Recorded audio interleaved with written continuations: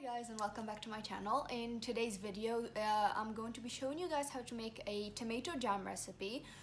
This jam is actually it's it's available and it's known, but it's not usually used, mainly because people find it unusual to have tomato jam. We're used to fruit jams rather than anything that's tomatoes whatsoever. So the recipe is relatively easy, simple, not too complicated, doesn't require many ingredients, and also actually delicious. So I'll just head to the kitchen. I'll show you guys how to make it. The recipe is about 6 ingredients total. So here we had 1 kilogram of tomatoes, but after we cleaned it, seeded it, and just removed the peels, it came out to be 700 grams. And this is important because we're gonna use a tomato and sugar in a ratio 2:1. So whatever the weight of the tomatoes you have, you just need to half it in sugar.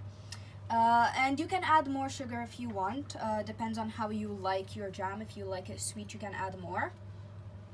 Here we have one green apple, and we added to it a little bit of lemon juice just to prevent it from browning. You don't really need to use green apple, you can use any type of apple you like. We're just using green because it's healthier. Here we have the juice of half a lemon. And for our spices or aromatics, we're using 1 cinnamon stick and 3 cloves. I'm just going to take a pot, and this is important to choose a heavy pot so it doesn't stick or burn. And we're just going to take our tomatoes.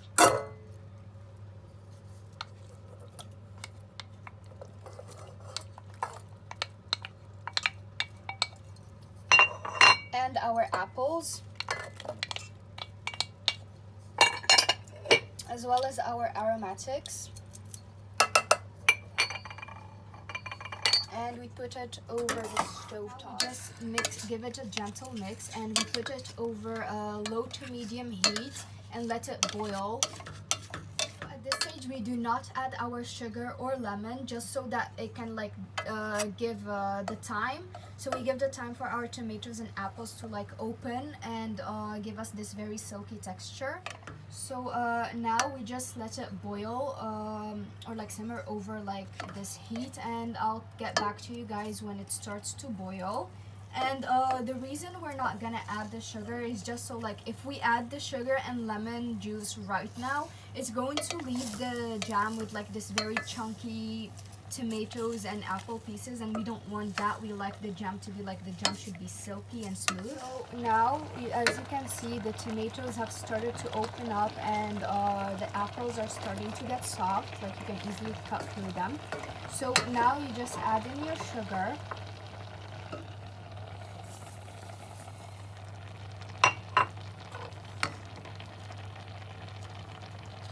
Your sugar and lemon juice. And you stir them, and you leave them over low to medium heat until it gives you the desired texture. And if you have the time, you can just leave it on low heat. However, you have to keep checking on it to make sure that it doesn't stick to the pot. So when you see the bubbles, don't get scared or intimidated, just stir it occasionally. I put it on high heat because I don't have the time and I need it to be ready soon. So as you can see, it has now the tomatoes have completely loosened up and opened, and we can see that most of the apple pieces have started to melt. So I've turned it to low heat because I needed to absorb all of the water. I need the excessive water to evaporate. And now we can take off our cinnamon stick. So we just take off our cinnamon stick and let the water evaporate. Now the water has evaporated, and as you can see, it has become half the size it was initially. And at this stage, you have to keep continuously stirring it and keeping watch on it, mainly because the sugar will otherwise burn and release this bitterness that we don't want. And just be careful to not have kids around in the kitchen at this stage. So now that it has started producing very thick bubbles, as you can see, I'm just going to turn off the heat and let it cool down before serving it. Now, if you want it to be very smooth and silky like jelly, I'm assuming, you can blend it because you're not gonna get that texture by just keeping it on heat. It's going to burn and we don't like that. I'm just gonna keep mine this thick consistency because that's how I like my jam. So we'll meet when I present it at the end when it cools down.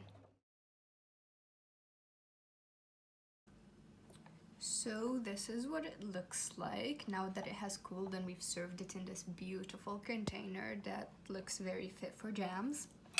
So this is the texture. Now that it has cooled down, it's thick, and this is how we like jams in my household. So I've spread it in toast to show you what it would look like.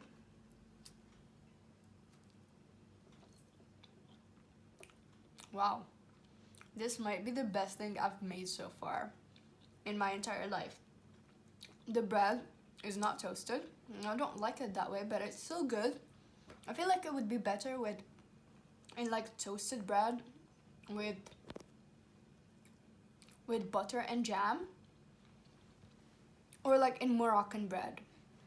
I feel like that would be good with like Moroccan tea. That make for an excellent breakfast. Like, I wouldn't ask for more. Okay, so this brings us to the end of today's video. Thank you guys so much for watching, and I would definitely recommend that you try this recipe. This is like by far one of the best things that I've ever made in my entire life, and it's my favorite jam for now. So I'll definitely recommend that you try this, and I'll see you guys in my next video. Remember, if you like this type of content, please like, share, and subscribe for more, and I'll see you guys in my next recipe. Thank you for watching. Bye!